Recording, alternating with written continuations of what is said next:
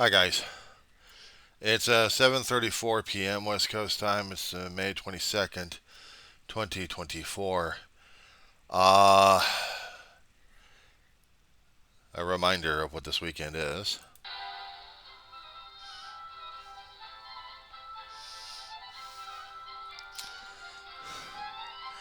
Yes, that is the tune for the official Navy. Anchors away.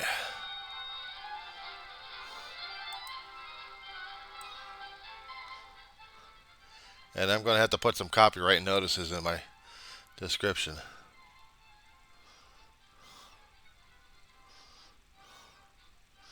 And why is this important? You folks have noticed that every time I keep doing a video, it's always in the same position. There's always a memorial for my brother because he was Navy at one time, and I've always kept that on my left shoulder. But you guys have also noticed on the right hand side, upper, on the wall, right next to the bag. My brother used to be that a long time ago. United States Navy SEAL. But because of circumstances that happened way back then, he was discharged into bad conduct. There's long stories I've put in my logs regarding this. But he was never ashamed of wearing the Budweiser, even when he was discharged, or displaying that, or even wearing a shirt because he was damn proud of serving his country, serving the United States Navy, and being part of the United States Navy SEALs. Some people may argue about that one. This one I'm going to be also putting up there too. Uh,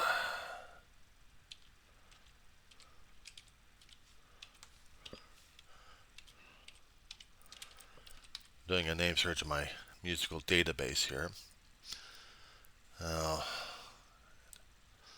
that's not it.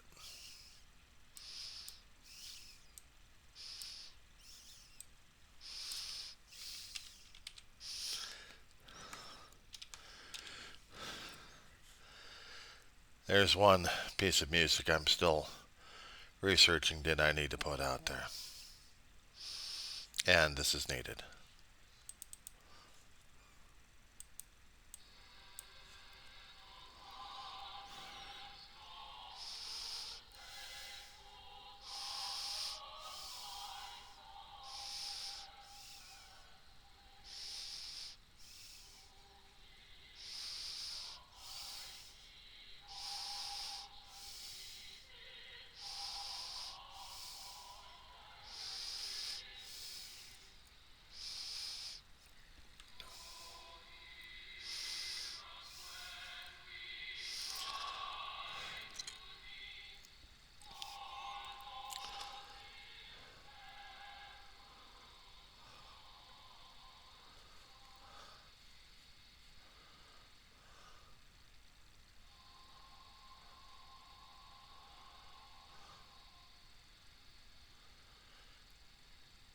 Usually that would be sung for those that died at sea, either by Coast Guard or Merchant Marine, or even the navies out there.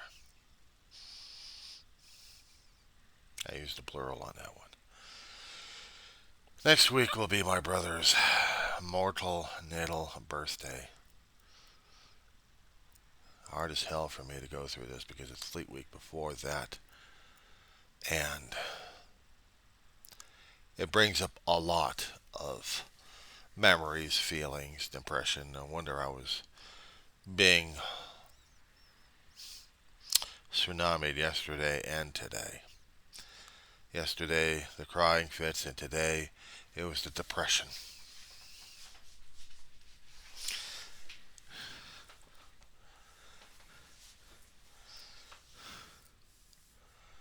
And I know there has to be other people out there who are also experiencing the same situation, especially for the loss of their loved ones, and not just perished in King Neptune's realm, but we're also talking about perished in other places who have served their countries, their sovereign kings and rulers.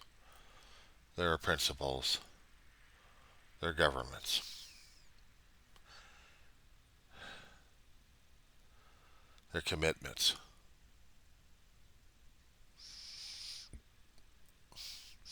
For us, Memorial Weekend is about our military personnel and those who've served alongside with them as support in a way. Celebrate the families and mourn the losses of them. We celebrate the ones who have lost their lives. It gets harder and harder each year for me personally to go through a weekend without having my brother and me put up the American flag, and I'll do that alone somehow tomorrow, probably in the morning. Hook up the American flag to the front window and display it for the weekend. Tomorrow will be Thursday, and then Friday. If I had a Navy flag and the SEAL flag, I probably would hang up the Navy flag. SEAL flag, I'd probably hang it up over here if I knew where the hell to get it at.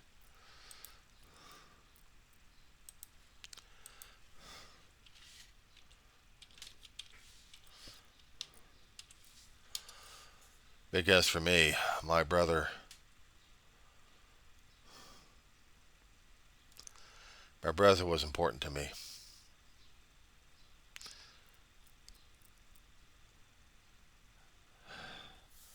I have talked about a lot of my brothers in my Wind Files and also in a few other videos I've mentioned, so I will probably say it again. Probably I'll briefly, or maybe in a different fashion or form, I guess. My brother had the blood of the Navy in his in his veins, but also it was diluted with diesel fumes. As a young child, my brother would go out on some summer vacations when he was a younger lad before I was born, and had trucking uh, adventures with his father, his biological father. Dave was so impressed with it that one day in, I think, first or second grade, he was talking to his class and his teachers, and they were laughing at him because what he wanted to do was to drive a truck, and he wrote a story about it. And then he tried to tell everybody else, where else do you get your stuff from? It doesn't magically appear on the shelves. It has to come in by trucks. Truckers bring it in. My brother felt the road, smelled the diesel fumes. He heard the calling of the road. My brother was so comfortable on the road. Unfortunately, I was never comfortable driving myself. I had a tendency of staying the hell away from the damn steering wheel as much as possible, because I didn't have the calling of the road. I could put on myself on a bus and still feel a little nervous and tense about it, but adventure is one thing. But being out there on the road like that, not with the crazies out there ready to kill you. Been there, done that. Just about.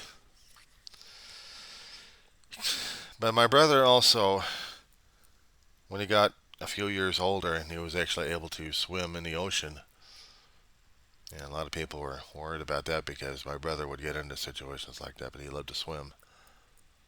I think he was born fish. He said it was Gemini, or maybe it was, a landlubber and a Navy man. Landlubber because he drove. Navy man because he swam. So one day out in Balsa Chica, California, my cousins took out my brother for a day jaunt out to the beach. I may have been too damn young for those days. But my brother swam to a buoy about a mile off the coast, mile or two off the coast, and got himself caught in the chains that secured the buoy to the seafloor. He was having trouble trying to keep his head above the water. He struggled and called for help. Fortunately for him, and during that time, Port of Long Beach had an active Navy base, and that meant they actually had some training going on out there by frogmen. And these frogmen come up, rescue my brother by releasing my brother's foot from the chains, bring him over to the Navy base. Let's just say my brother's butt wasn't working very well for that week.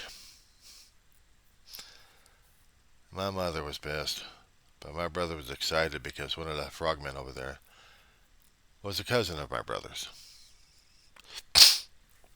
And he was part of the United States Navy SEALs at the time. His name was Robert Cameron.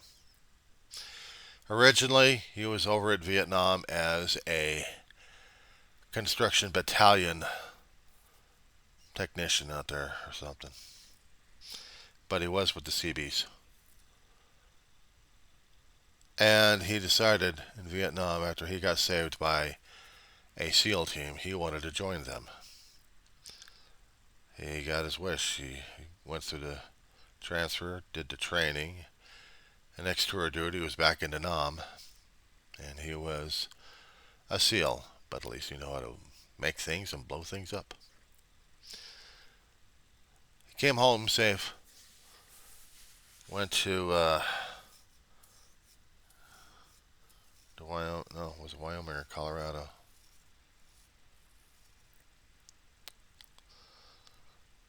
He became a sheriff in a town.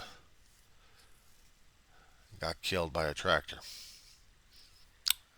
Rolled right over him when he was trying to use it. After he retired being a sheriff, I guess. I never met the man. But when the CBs heard about his death, they put his name on a memorial plaque. Still out there in Point Hueneme. In the CB base. I think it's still out there. Well, they had CB days, about 2002, 2003.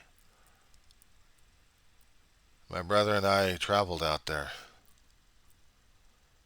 We saw the Cayuga, I think, an LST, or an LSH, I think.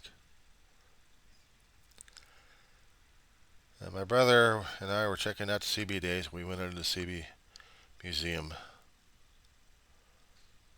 But I think what really got to my brother, he was trying to open up more about what happened to Robert Cameron.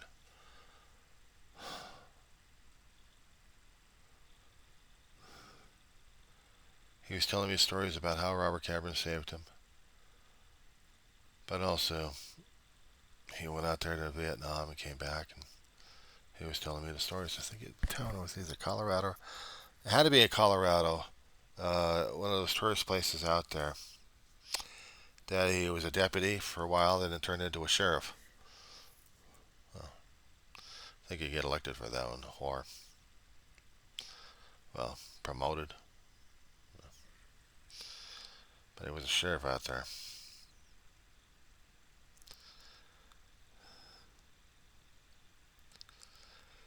But my brother had gotten advice from him while they're being transferred over to Long Beach.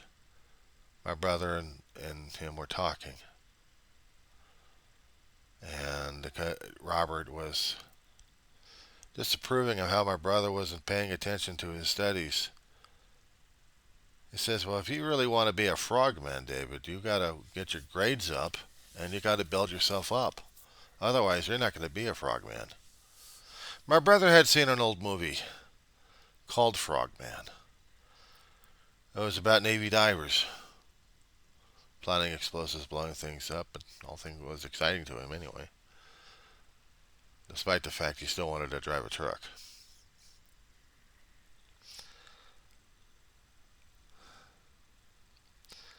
My brother got his chance. Weirdest way possible, he told me. When my brother was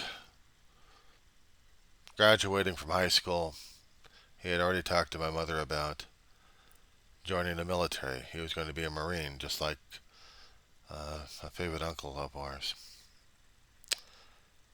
He served the Korean War, Bavishan, and he was there when it got hit.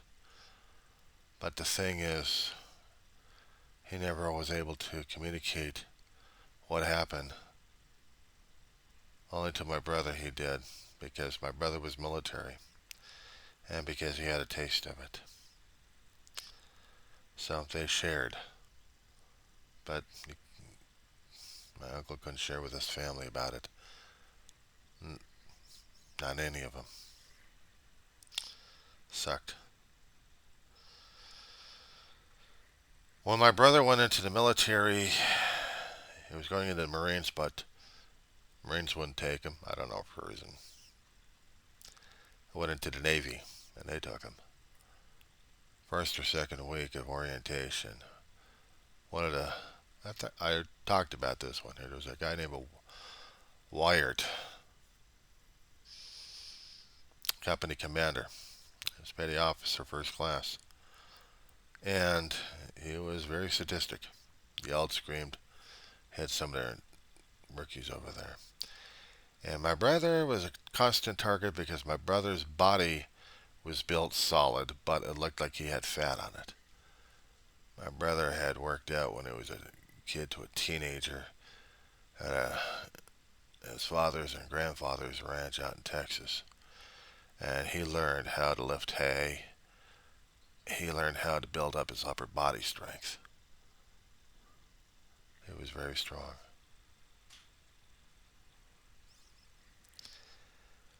My brother was picked on by Wired at the time.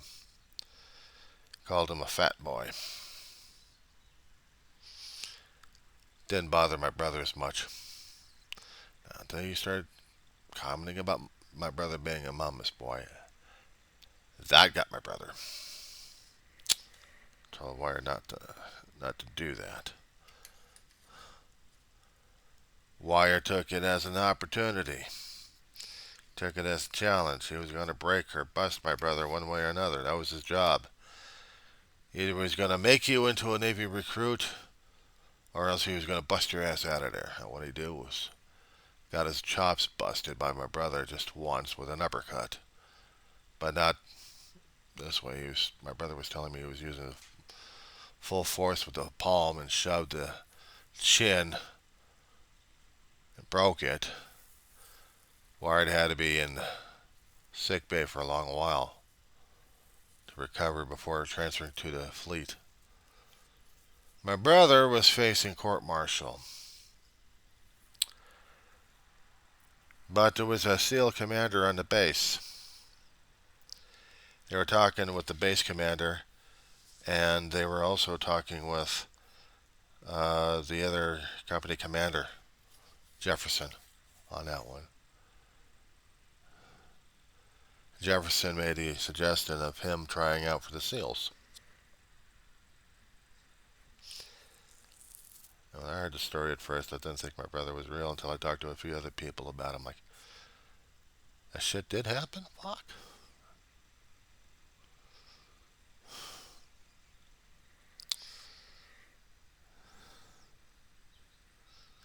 They gave my brother a chance and an opportunity, but gave him the choice as well.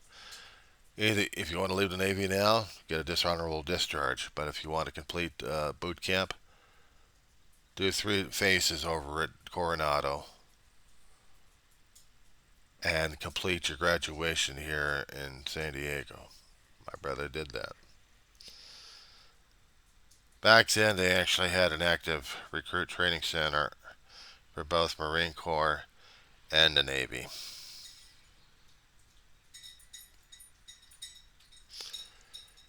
If I'm not mistaken, it was close to the San Diego airport as well. During that time, my brother did his training in Coronado and then completed the necessary requirements to graduate with his company class. This is back in, what the hell was it, 70s, 77, 78. Yeah. The major graduation on the recruit training seminars grinder. People were, the families were allowed to see the graduates. But if there was any graduation happening in Coronado, it was private and only exclusive to a few people. My brother had contacted his uncle, who used to be at the Marine, as I said. He was the one that pinned on my brother's Budweiser on my brother's chest. He was very proud of him. They pounded the damn pin on his chest. Everybody in the class, and including the company commanders over there, and other officers were pounding that damn thing on each of the recruits' chest.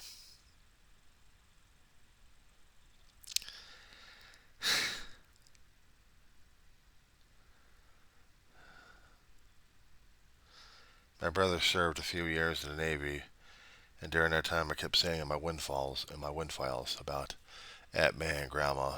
Mom was having trouble taking care of both of them. Aunt May died. Dave couldn't get any leave because he was on a mission. Grandma dies, and Dave couldn't even get anywhere because somehow he was not exactly a 4-0 sailor. There have been a couple of times my brother was having issues. Maybe it wasn't right for him or something. Some of them actually thought. Whatever the case may have been. My brother took unauthorized time, about a year and a half, to help Ma out while Grandma was still suffering through the stroke. Dave had to go back in the Navy after being found out by Uncle Bill, the man from Korea. Uncle Bill was an investigator. Morris Cameron was his name. God love. I love that man and his family. But apparently, long stories on this one for other times. But Uncle Bill told my brother, go back. Do the rest of your time. If you come back out here again and you're still without leave orders, I have to arrest you. I have to report you to the Navy. So my brother went back, discharged with a bad conduct. Funny thing about the Navy and the paperwork, your ass belongs to them for an unlimited amount of time until your body is no longer able to deal with anything, and so is your brain. My brother had ruined 2 kneecaps and a back in the process. When 9/11 hit, my brother wasn't able to go back, not even as an instructor. They finally got him discharged on that one. But my brother, because of the mistakes he was trying to correct, and it was paperwork he was trying to put back into the Navy to tell him that he'd like to have his discharge upgraded to at least general, so he would at least be able to get some medical benefits at the time. They never did hear him. They kept losing his damn paperwork, they said.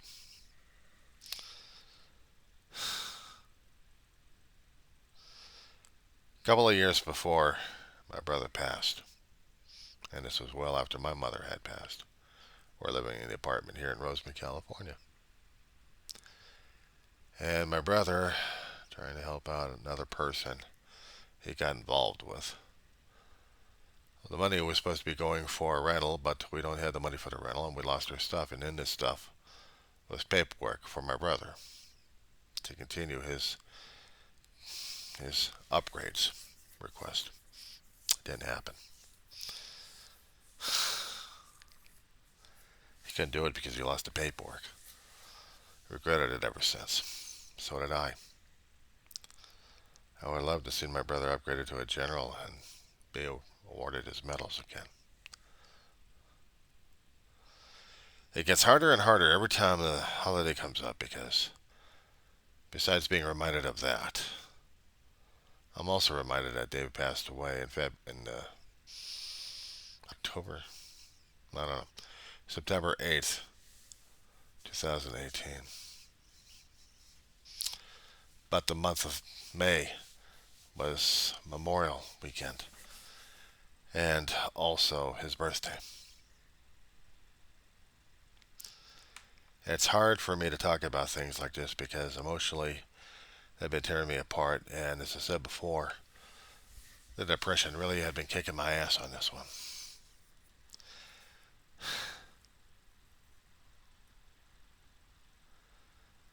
My brother may have been a screw up on some occasions, but he was still a good person because even after getting out of the Navy and going through his recovery from drugs and alcohol into a recovering alcoholic, I mean, hell, he died 32 years clean and sober. I can attest to that. I can attest to it.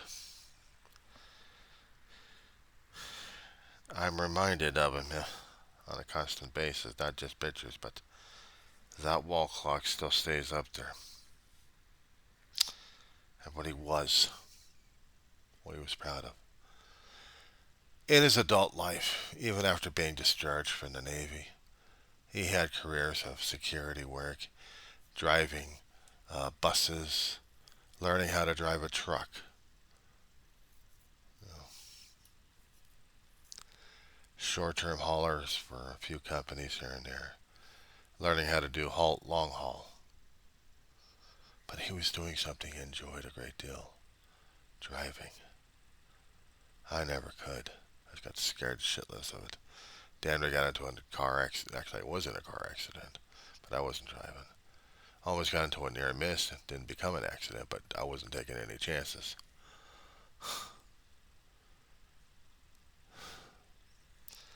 But my brother had drove as if he lived behind the wheel of a car.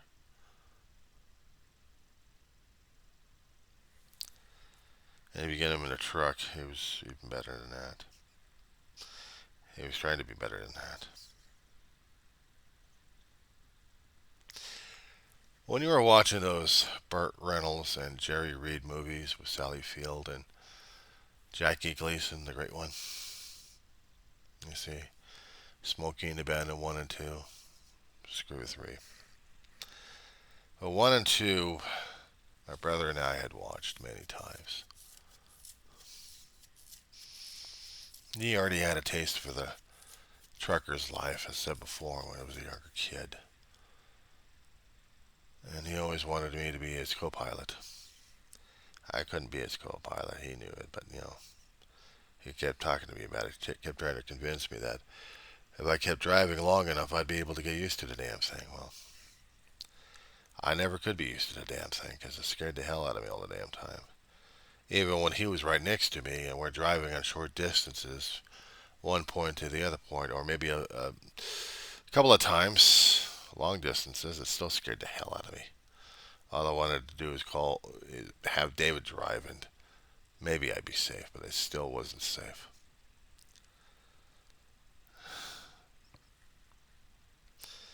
Dad was putting a lot of pressure on him. His health probably killed him. Heart, respiration, stress. Combination of three has killed him, I think. Stroked out to a point he couldn't talk or function. Respiratory because he smoked so much he was on inhalers all the time. And heart because he was putting so much stress on him over the last 30 years of his life that he was pushing it harder than I ever was.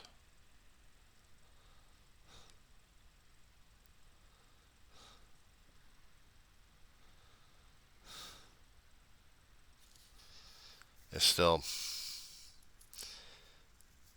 it still makes me sad and depressed about this time. It's not just being depressed are sad about people who have lost their lives in the name of service or to the service.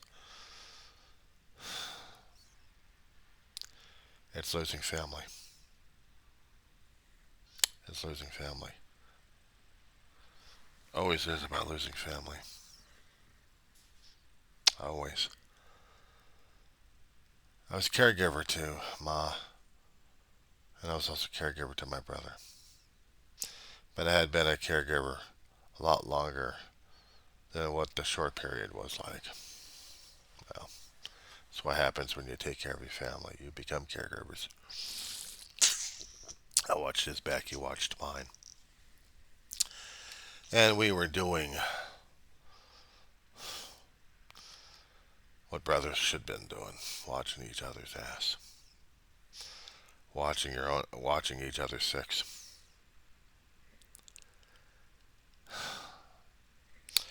So this Memorial Weekend, while the Navy sails in and shows its pride and joy to the rest of the Southland,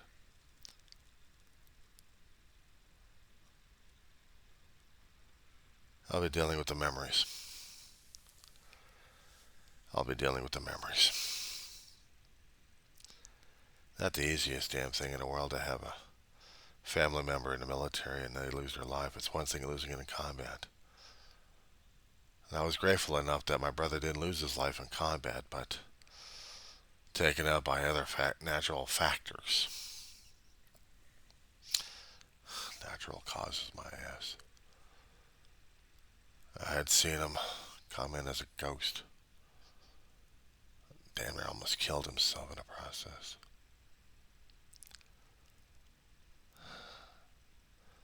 I'd seen him deal with the drugs and alcohol addiction like crazy.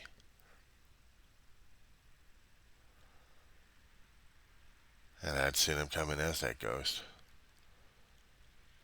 A destroyed man. Didn't know where else to go but the family. 32 years, our connection grew strong.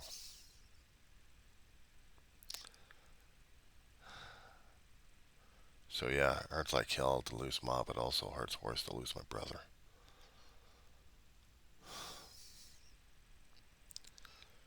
Because for all my life, he was my world.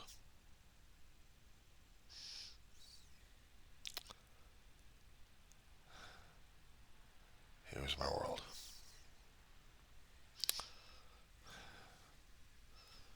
Rest in peace, David Shaw. Rest in peace, Big Brother.